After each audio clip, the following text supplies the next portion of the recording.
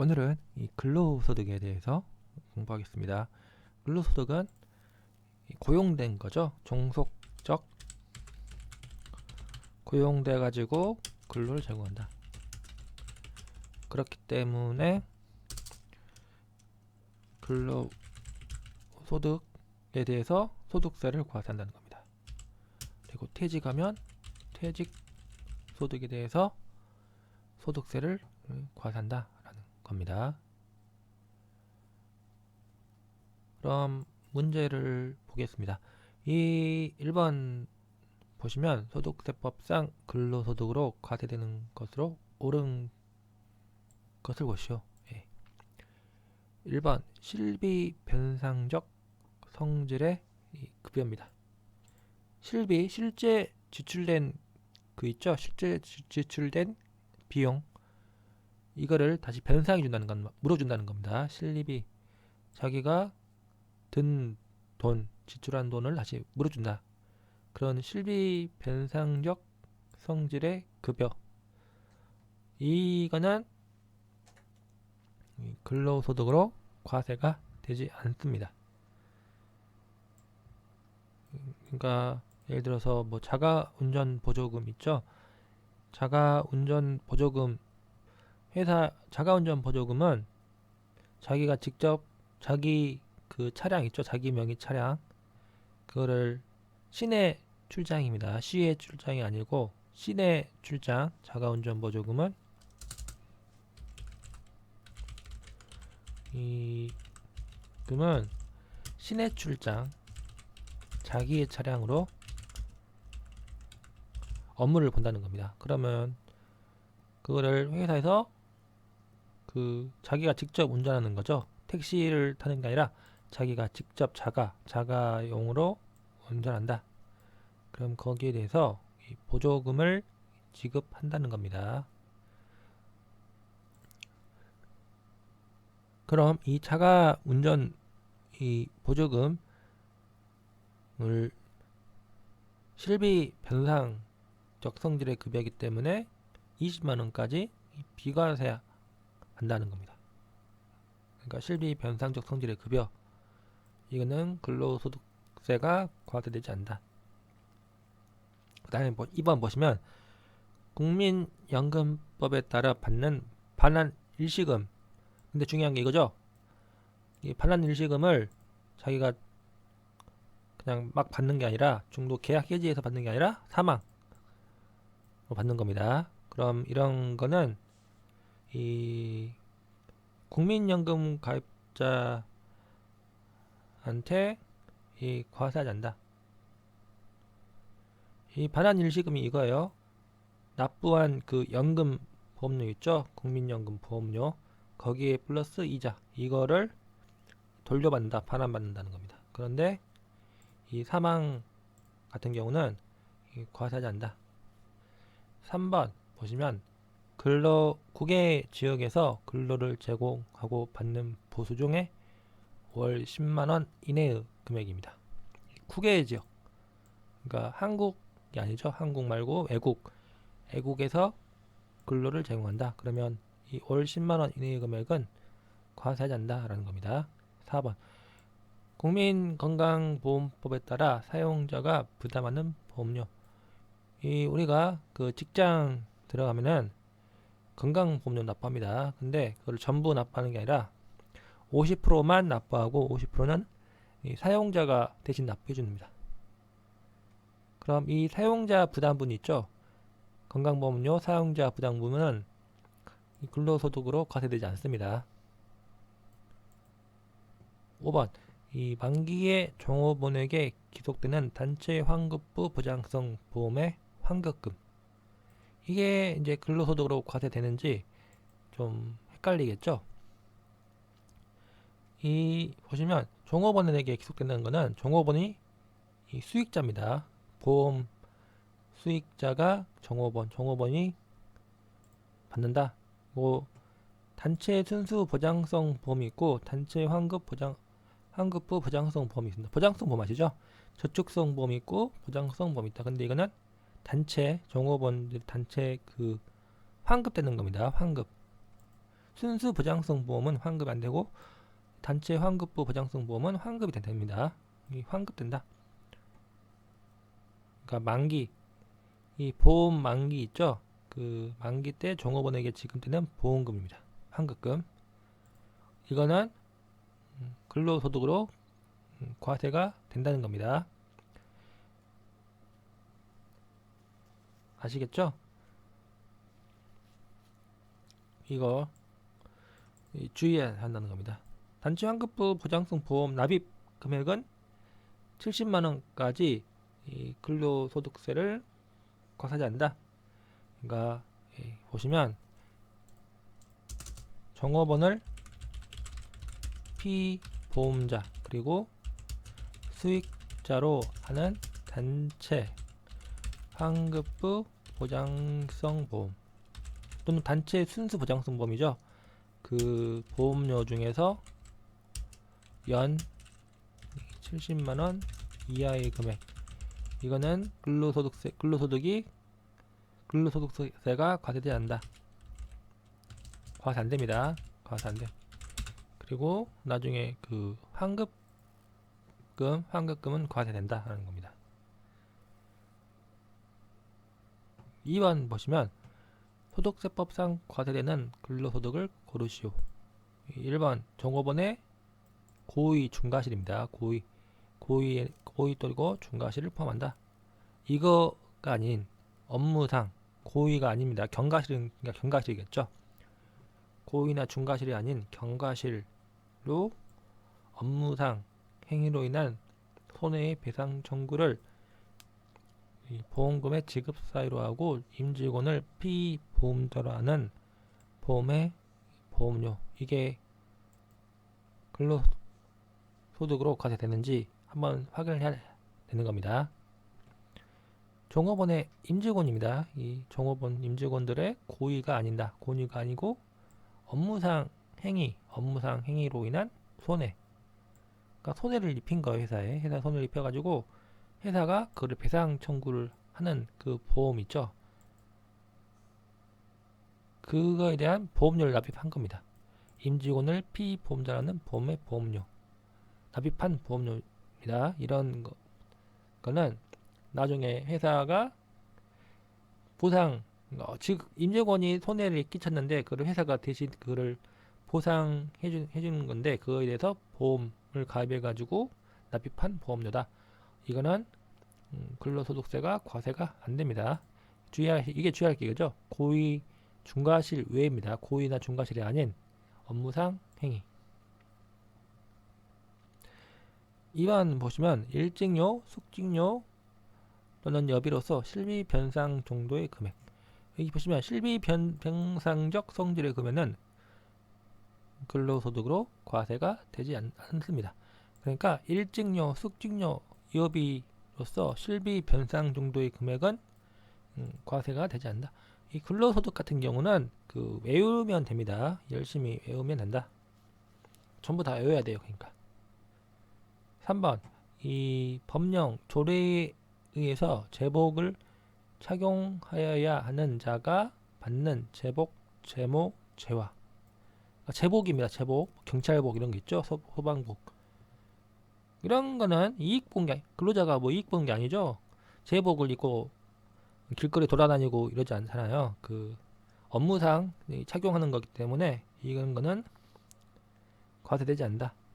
4번 근로자가 벽지에 근무함으로 인해서 받는 월 20만원 이내의 벽지 수당. 벽지가 오지입니다. 오지. 산골짜기 있죠. 산골짜기. 이런 곳에 근무를 한다. 그러면 이런 거에 대해서 이 벽지 수당을 주는 곳이 있어요. 벽지 수당. 그런데 이 벽지 수당 주는데 월 20만원 이내까지는 받아도 이 근로소득세를 과세하지 않는다. 맞는 겁니다. 그러니까 과세가 안 돼요. 5번 이 법인세법에 따라 송금에 산입되지 아니하고 지급받는 퇴직급여. 1번 그럼 한번 생각을 해볼게요. 법인세법에 따라서 임직원한테 임직원에게 이 퇴직 급여를 지급한다. 그러면 송금입니다. 송금.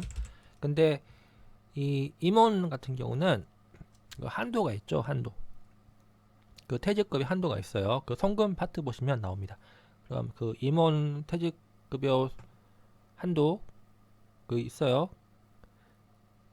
그 한도 초과해가지고 송금에 산입되지 않고 지급받는 퇴직급여. 우리는 그때 한도 초과액은 상이어 처분하죠. 상이어 처분. 그러니까 이거는 과세된다. 이거는 답이 5번입니다. 3번 보시면 소득세법상 과세되지 않는 근로소득을 고르시오. 과세되지 않는 거예요. 1번 기밀비. 기밀비 아시죠? 교재비. 기밀을 요하는 비용. 교재비. 교재가 뭐예요? 친목 도모하는 겁니다. 친목 도모를 위해서 지출한 금액. 그리고 법인이 이 기밀비나 교재비를 기장한다. 그러면 그거는 접대비 한다는 겁니다. 법인이 지출한 기밀비, 교재비는 접대비. 그리고 임원이나 직원한테 기밀비나 교재비를 준다. 그러면 이거는 근로소득으로 모아서 과세한다. 그러니까 일반은 과세된다는 겁니다. 2번 출자 임원이 사택을 제공받음으로써 얻은 이익. 그 아시죠? 사택은 그 회사 그 명의 주택입니다. 근데 이게 중요한 건 이거죠. 출자 임원. 소액 출자 임원을 제외한 출자 임원이 사택을 제공받아서 얻은 이익은 과세됩니다. 그러니까 이게 소액 출자 임원이다. 그런 경우에는 과세되지 않지만 일반적인 출자 임원은 과세된다는 겁니다. 3번 공로금, 이로금, 개업 축하금. 개업 축하금은 그 직원이 치킨집을 개업했다. 그리고 공로금, 회사가 이 사람 회사에 공을 많이 세워가지고 주는 공로금, 위로금 이런 거 있죠. 이런 거 다 과세됩니다. 과세된다. 4번 급식수당, 주택수당, 피복수당. 이거 다 과세돼요. 과세가 되는 걸로 법에 규정하고 있습니다. 제복, 이거 있죠? 제모 이런 거를 지급하면은 과세되지 않지만 피복수당, 옷 입으라고 주는 거 있죠? 그런 거는 다 과세된다 라는 겁니다. 5번 종업원이 사내 근로복지기금으로부터 지급받는 자녀학자금. 우리는 앞으로 자주 보는 게 이거예요. 사내 근로복지기금. 사내 근로복지기금. 이거는 기업의 이익 있죠? 그 이익의 일부를 모아가지고 근로자의 복지 증진에 사용하는 이 자금입니다. 이 사내근로복지기금은 이 법인이에요. 법인. 그러니까 설립 등기를 한다. 설립 등기해가지고 고용노동부 있죠? 거기서 승인을 받아가지고 설립 등기를 하는 겁니다. 그러니까 사내근로복지기금을 뭐 무조건 있는 게 아니라 자기가 회사에서 만들어 주는 겁니다. 그럼 이 회사에서 직접 자녀학자금을 지급한다. 이거는 그러면 근로소득으로 과세됩니다. 근데 이 사내근로복지기금에서 지급하는 자녀학자금 이거는 과세되지 않는다. 그러니까 주의하세요. 사내근로복지기금 이거 잘 나옵니다. 답이 5번입니다. 4번 보시면 소득세법상 과세되지 않는 근로소득을 고르시오 라고 나와있죠. 그럼 1번 한번 보겠습니다. 이 종업원이 주택의 구입 임차에 소요되는 자금을 저리 또는 무상으로 들여받음으로써 얻은 이익. 이거 인정이자죠. 법인세법상 인정이자. 그러니까 회사에서 자금을 종업원한테 빌려줍니다. 왜 빌려주는 거죠? 이 주택 구입할 때 또는 주택 임차할 때 돈이 필요하죠. 목돈이 필요합니다. 그때 이 돈을 무상 또는 저리 낮은 그 이자 있죠. 낮은 이자율로 대여해 주는 겁니다. 자금을 빌려준다. 그때 인정이자 계산하죠. 인정이자 계산해 가지고 상여처만 하잖아요. 입금 산입 상여. 그것입니다. 근데 중요한 건 대기업입니다. 대기업. 대기업의 제재가 있기 때문에 당연히 이거는 과세가 된다는 겁니다. 이게 구분하세요. 중소기업인지 대기업인지 구분한다. 2번. 이 생산직 근로자가 아닌 자가 받는 시간의 근무수당, 통근수당, 개근수당, 특별공로금. 생산직 근로자가 야근수당 받고 있죠. 그런 거는 연 240만원까지 비과세한다. 월정액 급여가 210만원 이하고 그런 거 있잖아요. 근데 생산직 근로자가 아닌 자입니다. 아닌 자이기 때문에 이 시간의 근무수당 이런 거 전부 과세된다라는 겁니다. 3번 종업원이 계약자이거나 종업원을 수익자로 하는 상해보험과 관련하여 사용자가 부담하는 보험료. 종업원이 계약자고 종업원이 수익자입니다. 그리고 그 상해보험입니다. 그 종업원이 다치면 지급하는 그 보험입니다. 상해보험과 관련하여 사용자가 부담하는 보험료. 이거 과세됩니다. 항상 주의할 게 단체 순수 보장성 보험인지 아니면 일반적인 그 상해보험인지 이거를 판단해야겠죠. 단체 순수 보장성 보험은 또는 단체 환급부 보장성 보험 같은 경우에는 연 70만원 이하의 금액 보험료 납입한 보험료는 과세되지 않는다. 주의하세요. 상해보험인지 단체 순수 보장성 보험인지 이거를 판단한다는 겁니다. 그러니까 4번은 과세가 되지 않습니다. 연 70만원 이하의 금액. 이거 시험 잘 나오죠. 단체 순수 보장성 보험 납입한 보험료로서 연 70만원 이하의 금액. 그러니까 답이 4번입니다. 과세되지 않는 거는 4번. 5번은 휴가비. 이것도 다 과세돼요. 휴가비라니까 사람들이 헷갈려요. 야, 휴가비? 연차 수당인가? 해가지고 헷갈리지만 이 휴가비 과세됩니다. 5번. 이 근로소득 수입 시기로 옳지 않는 것이십니다. 1번. 급여는 근로를 제공한다. 우리는 이제 헷갈리는 게 급여니까 과세기간 종료일을 수입시로 한다. 왜냐하면 법인세법 같은 거랑 짬뽕이 됩니다. 그래가지고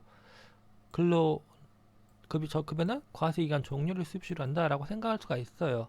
근데 우리는 알바 같은 거 해보면 알겠지만 하루 일당도 줍니다. 그리고 또 알바 시간 다 못 채우고 10시간 하기로 했는데 5시간만 근무했다. 그래도 다 돈 줘야 됩니다. 근로를 제공하면은 임금을 지급하는 게 당연해요. 그리고 만약 임금을 지급하지 않는다. 그러면 고용노동부 있죠. 거기에 신고를 해가지고 이 악덕 업자한테로부터 돈을 지급할 수가 있습니다. 어쨌든 근로만 제공하면은 무조건 돈을 받을 수가 있어요. 그러니까 이 수입 시기는 근로를 제공한 날입니다. 2번. 이 해당 사업연도 소득 금액을 법인이 신고함에 따라 발생한 그 법인의 임원 또는 주주, 사원, 그 밖에 출자자에 대한 상여입니다. 상여. 이 소득 금액을 법인이 신고했다는 겁니다. 해당 사업연도 소득 금액, 각 사업연도 소득 금액이죠. 각 사업연도 소득 금액을 법인이 신고했는데 그 인정 상여가 발생한 거예요. 임원, 주주, 사원, 그 밖 출자자에 대한 상여. 인정 상여가 발생했다. 그러면 인정 상여의 수업 시기는 언제죠? 잉여금 처분 결의라고 생각할 수도 있어요. 근데 이건 틀렸다는 겁니다. 법인이 이 법인세를 신고할 때 그 인정 상여가 발생한 경우입니다. 그러면은 법인은 원천 징수 의무가 있다는 거죠. 원천 징수 의무가 생긴다. 근데 그거랑 별도로 그 상여, 그 인정 상여에 대해서 수입 시기를 언제로 할 것인지 이거에 대해서 판단을 해야 한다는 겁니다. 그러면 그 인정 상여는 앞에서 말했듯이 이 근로를 제공한 날입니다. 상여 같은 경우는 자기가 하루만 근무해도 그 임금을 받을 그 권리가 생겨요. 받을 권리가 생긴다. 뭐 3시간 일해도 받을 권리 생깁니다. 그렇기 때문에 인정상여도 그 근로를 제공한 날 이때를 수입시한다. 그러니까 2번이 틀린 겁니다. 이거 주의하세요. 3번 잉여금 처분에 의한 상여. 잉여금을 처분에 의한 상여는 잉여금을 처분해야 합니다. 잉여금 처분하기 전에는 그 받을 수 있는 권리가 없다는 겁니다. 그러니까 이거는 3번은 잉여금 처분 결의를 수입시로 한다. 맞는 거죠. 4번 이 퇴직소득금액이 퇴직소득금액 한도를 초과하는 경우로서 그 초과하는 금액을 근로소득으로 보는 경우 당해 근로소득입니다. 이거는 지급받거나 지급받기로 한 날. 한도 초과입니다. 그 임원 같은 경우는 한도가 있어요. 퇴직소득금액 한도 있고 그 한도를 초과하면은 한도 내 이내의 금액은 퇴직소득, 한도 초과 금액은 근로소득으로 봅니다. 근데 한도 초과 금액은 근로소득으로 보는데 그거는 지급받거나 지급받기로 한 날. 이때를 수입시한다. 5번은 그냥 한번 참고로 보세요. 중요하지 않습니다. 6번 한번 보겠습니다. 근로소득에 대한 과세 방법으로 옳지 않는 것.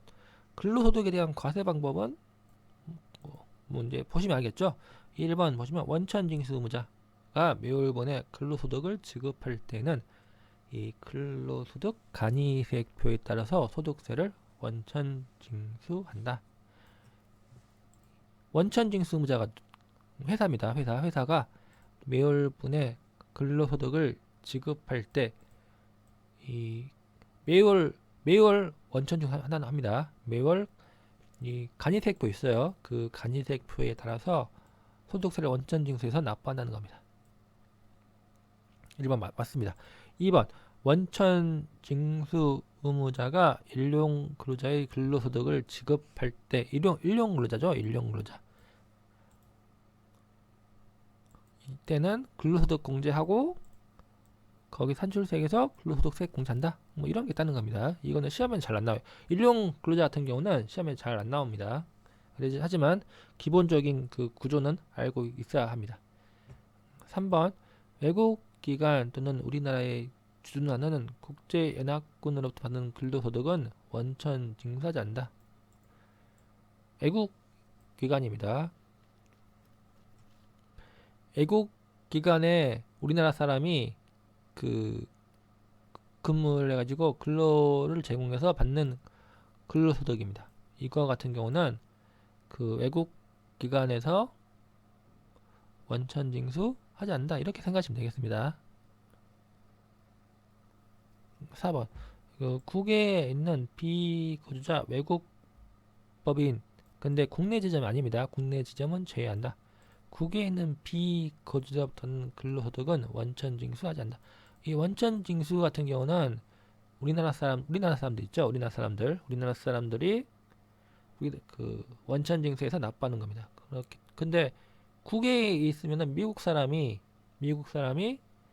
우리나라 그 세무 원천징수에 납부하는 그게 좀 힘들겠죠. 그렇기 때문에 이 사람들은 우리나라 그 국내법 적용이 힘듭니다. 그렇기 때문에 원천징수 그 의무를 부여하지 않습니다. 그렇기 때문에 4번도 맞아요. 그러니까 5번 보시면 미군입니다. 미군으로 받는 근로소득은 원천징수합니다. 그러니까 5번이 틀렸다.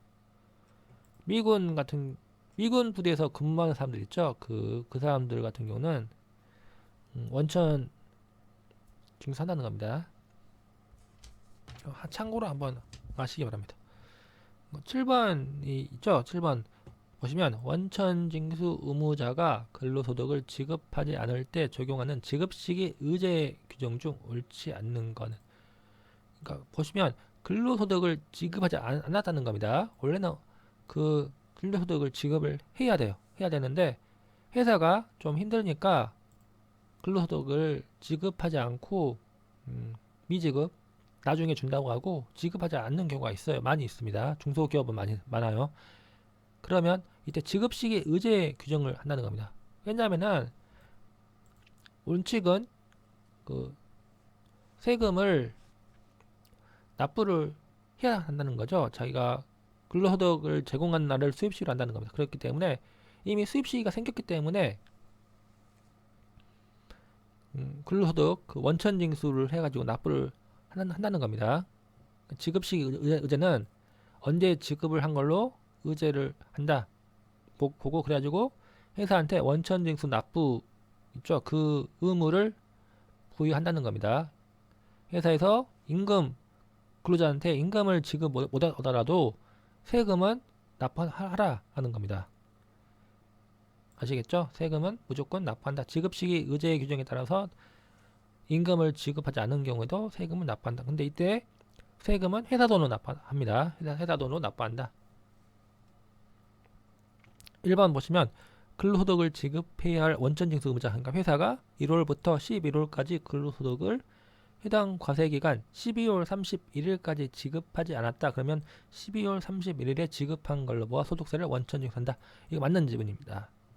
이런 게 있다는 겁니다. 이거는 외워야 되겠죠.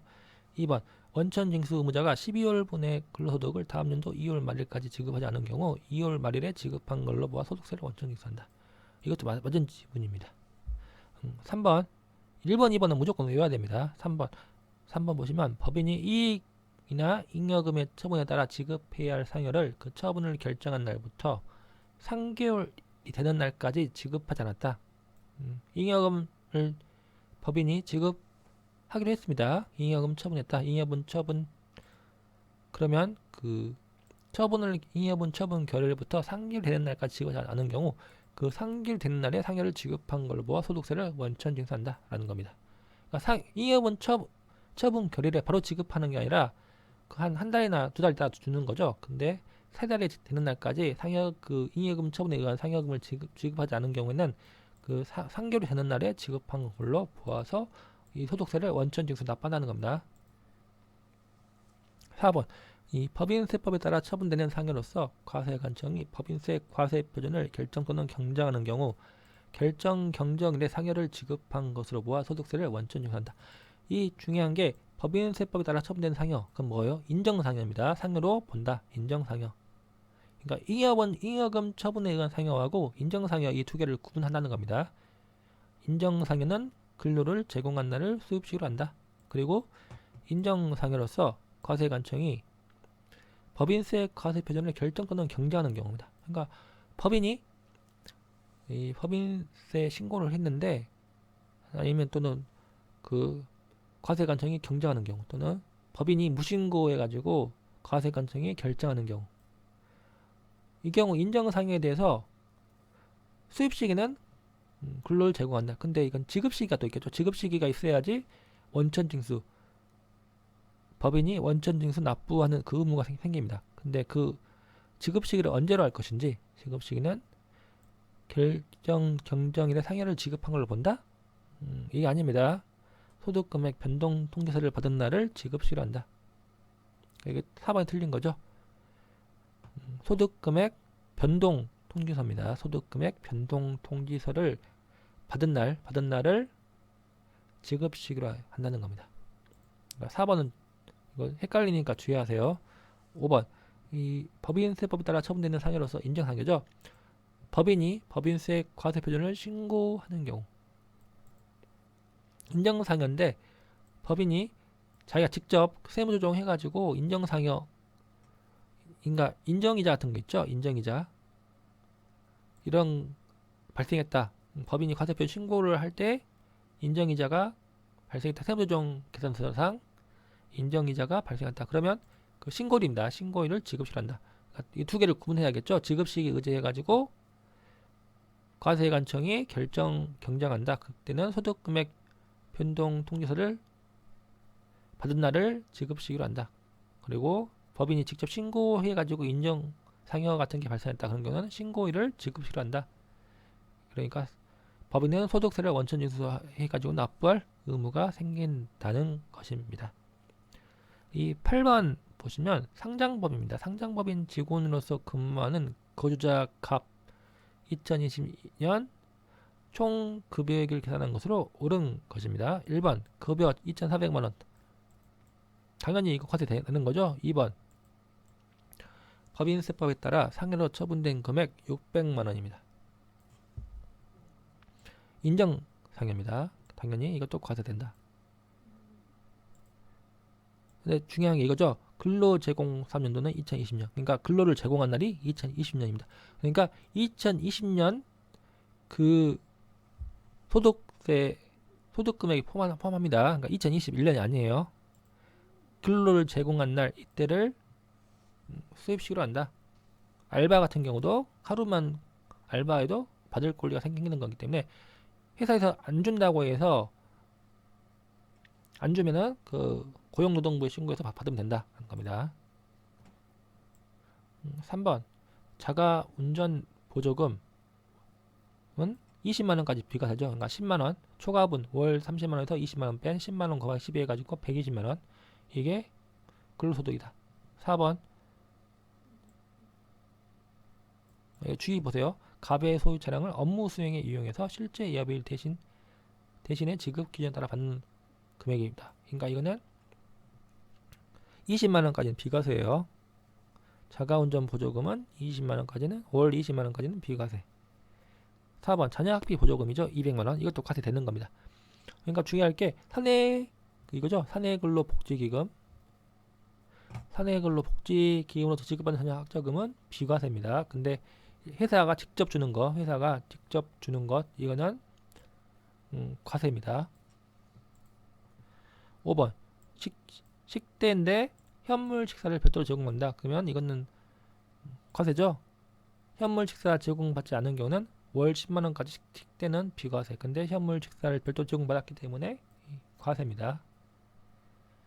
그리고 그 다음 보시면 주택 구입장을 무상 대여 받음으로써 얻은 이익 500만 원. 이것도 과세됩니다. 상장법인입니다. 상장법인. 중소기업 아니고 상장법인이죠. 그러니까 과세된다. 그러면 답이 나오죠. 답이 3,950만 원. 한번 풀어보세요. 그 다음에 9번 보시면 2020년 2월 1일 생애 최초로 입사한 고주자 갑 생산직 근로자입니다. 이 사람이 2월분 급여 중 비과세 근로소득 합계액은 얼마인가? 생산직 근로자 나오면은 항상 볼게 뭐예요? 그죠? 연장 수당, 야근 수당 이거죠. 연입니다. 연 240만 원까지는 비과세 한다는 겁니다. 근데 그 요건이 있죠. 그 월정액 급여가 210만 원 이하 그리고 직전 연도 과세 기간 그 급여 있죠. 그게 3천만 원. 여기 상산직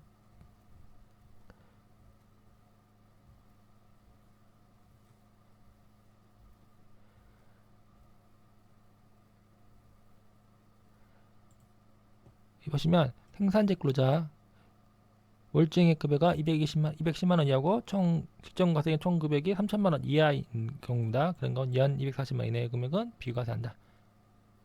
그러니까 직전 연도 3천만 원 이하인지 봐야 되는데 이 보면 뭐가 있죠? 생애 최초 입사한 고주자입니다. 그러니까 직전 연도 그 받은 월급이 없죠. 받은 그 연봉이 없습니다. 그렇기 때문에 이 3천만 원 이하 그는 고려할 필요가 없습니다. 고려하지 않고 당연 그 연도 월정액 급여가 210만 원 이하인지 이것만 보면 되겠죠. 그러면 월정액 급여는 급여 110만 원 상향 50 이거는 부정계가 빼야 되겠죠. 월정액 급여는 매달 받는 급여입니다. 월정액 급여 매달 갖는 급여. 그리고 자가운전 보조금 25만 원. 여기서 실비 변상적 성질의 급여 있죠. 그거는 뺍니다. 월정액 급여에서 실비 변상적 성질의 급여 20만 원입니다. 그거를 뺀다. 그러니까 25만 원에서 20만 원 뺀 5만 원이 그 월정액 급여에 포함됩니다. 그리고 식대는 실비 변상적 성질의 급여가 아니죠. 그렇기 때문에 무조건 포함됩니다. 여기 책 보시면 여기 실비 변상적 월정액 급여는 매월 지급하는 임금총에서 실비 변상적 성질의 급여 빼고 비정기적 상여 빼고 한다는 겁니다. 이거 식대는 실비 변상적 성질의 급여가 아니므로 월정액 급여에 포함한다. 그러니까 10만 원 포함합니다. 그 다음에 자녀보육수당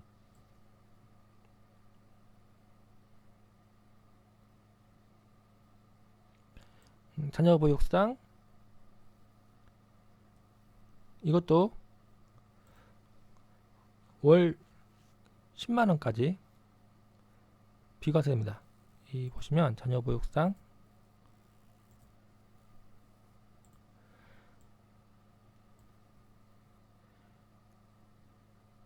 이 자녀보육상은 월 10만원 이내까지는 비과세지만 실비 변산적 성질의 급여가 아니로 월정액 급여에 포함한다.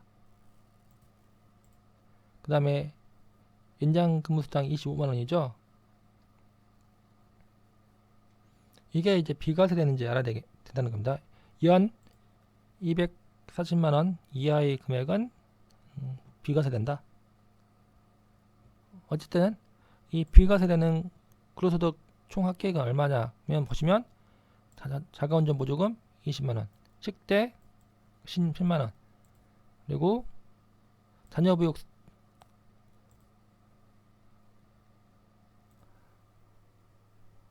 제가 착각한 게 이 회사가 무상으로 중식을 제공하고 별도로 지급된 식사대입니다. 그렇기 때문에 이 식대는 과세되는 겁니다. 중식을 제공하지 않았으면 월 10만원 비과세인데 식대를 별도로 제공했다. 그렇기 때문에 이거는 과세. 식대는 과세입니다. 다시 한번 하면은 자가운전 보조금 20만원 비과세. 자녀보육수당은 월 10만원까지 비과세죠. 월 10만원까지 비과세. 그러니까 20, 10 그리고 25 이 연장근무수당 25만원은 이것도 비과세입니다. 그러니까 답은 55만원입니다. 그리고 이거 제가 이거 안 한 게 있는데 이 배우자의 출산수당이겠죠. 배우자 출산수당 이거 좀 주의하세요. 이거 이 책에 나와 있지만 이 책 한번 보겠습니다.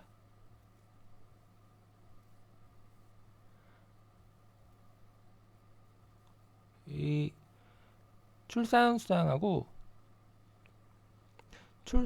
보육수당 이거를 구분을 하는 경우가 있잖아요. 근데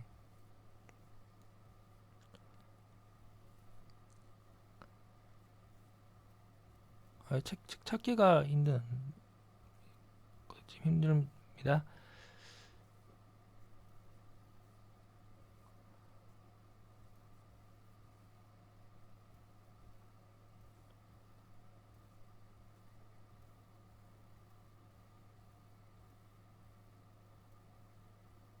이 보시면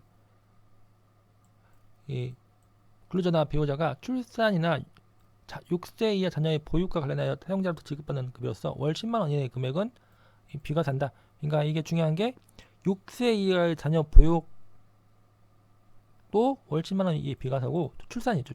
출산으로 받는 급여로서 월 10만원 이하의 금액도 비과세한다.